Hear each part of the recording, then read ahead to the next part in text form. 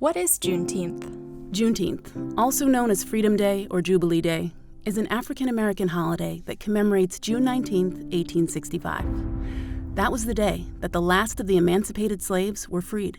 On January 1, 1863, President Abraham Lincoln issued the Emancipation Proclamation as the nation approached its third year of civil war. The proclamation declared that all persons held as slaves within the rebellious states are and henceforward shall be free.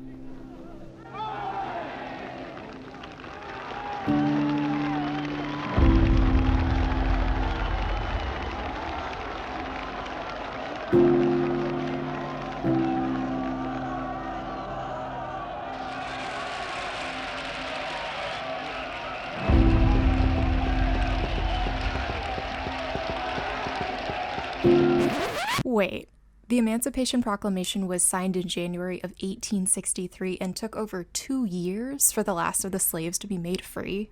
Yep, you got it.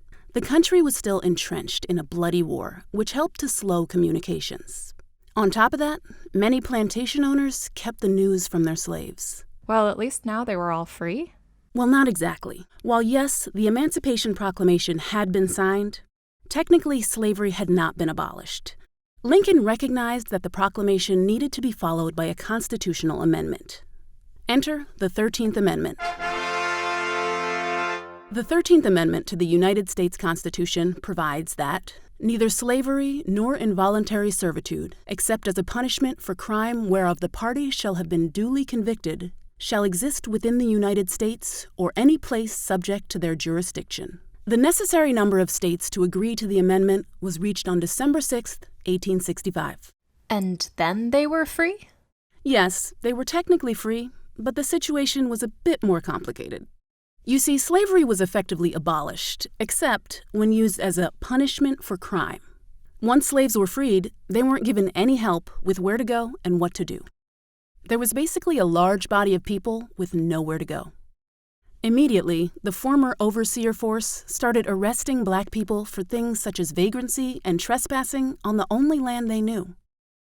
Once convicted of these crimes, these freed slaves found themselves once again in bondage. To avoid being arrested for these crimes, some slaves made deals with their former masters wherein they agreed to work the land, turning over a majority of the crops and profits to the owners in return for being allowed to live on the land. This tactic allowed plantation owners to keep their workforce and profit while making sure that former slaves did not make enough money to start anything for themselves. As these former slaves continued to attempt to build something for themselves, they found ways to flourish and began to create the beginnings of a new future. In 1921, Tulsa, Oklahoma's Greenwood district, known as Black Wall Street, was one of the most prosperous African-American communities in the United States. There were grocery stores, banks, barbershops. Some residents even owned their own planes. But on May 31st of that year, the Tulsa Tribune falsely reported that a black man, Dick Rowland, attempted to rape a white woman, Sarah Page. As a result of the Tulsa Tribune's racially inflammatory report, black and white armed mobs arrived at the courthouse. Scuffles broke out and shots were fired. 12 people were killed, 10 white and 2 black. As news of these deaths spread throughout the city, mob violence exploded. White rioters rampaged through the black neighborhood that night and morning, killing men and burning and looting stores and homes. Both politicians and the media falsely framed the Tulsa riot as an uprising started by lawless blacks. The police disregarded due process, arresting blacks and interning them in detention camps. Meanwhile, no whites were arrested. In just 16 hours, police had arrested 60% of the black residents living in Black Wall Street. Mobs burned black-owned businesses and homes and murdered hundreds of black citizens. When black men joined forces to protect their homes, they were ultimately driven out in fear for their lives. By today's estimates, the dreadful and murderous 16 hours caused more than $30 million in damages. The residents of Greenwood were blamed for the death and destruction, and the government made it nearly impossible to rebuild. During the 1950s and 1960s, there began an unprecedented movement for black Americans to gain equal rights under the law in the United States. The Civil War had officially abolished slavery, but it didn't end discrimination against black people. They continued to endure the devastating effects of racism, especially in the South. By the mid-20th century, Black Americans had had more than enough of prejudice and violence against them. They, along with many white Americans, mobilized and began an unprecedented fight for equality that spanned 2 decades. During the Civil Rights Movement, African Americans continued to push for their freedoms and rights, forming activist groups such as the Black Panther Party. The Panthers taught self-reliance and unity among all people while also standing in resistance against all oppressors.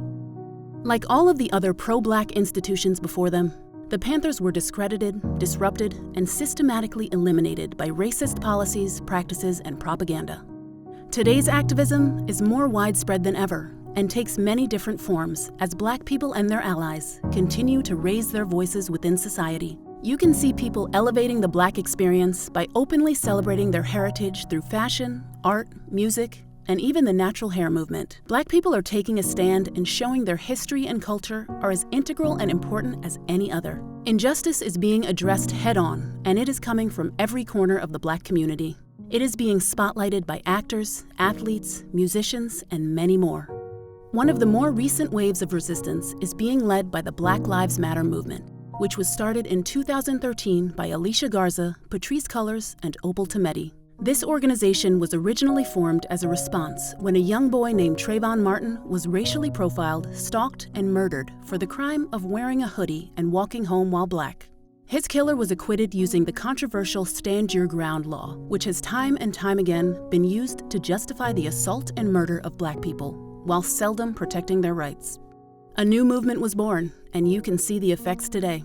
So as you can see, we celebrate Juneteenth because it was the beginning of the future where Black people began their struggle for equal rights and treatment in the United States of America. Every Black person you see is an extension of those brave souls who had to carve out a place for themselves in this country. Wow, that's incredible. I had no idea. How can I help? Well, you can help by joining in and using your own voice to help affect change. You can sign petitions in support of various efforts to bring about equitable legislation that level the playing field for Black people. You can donate your money and time to organizations that effectively address the systemic racism in place against Black people. Most importantly, you can do the research on the candidates in your local and state elections and use the information to vote out officials who stand on inherently racist legislation and practices. Vote in progressive candidates who will champion a fair and equal treatment of Black people. Juneteenth is the celebration of the beginning of the first steps towards making Black people equal in this country. So on June 19th, don't be afraid to say, Happy Juneteenth.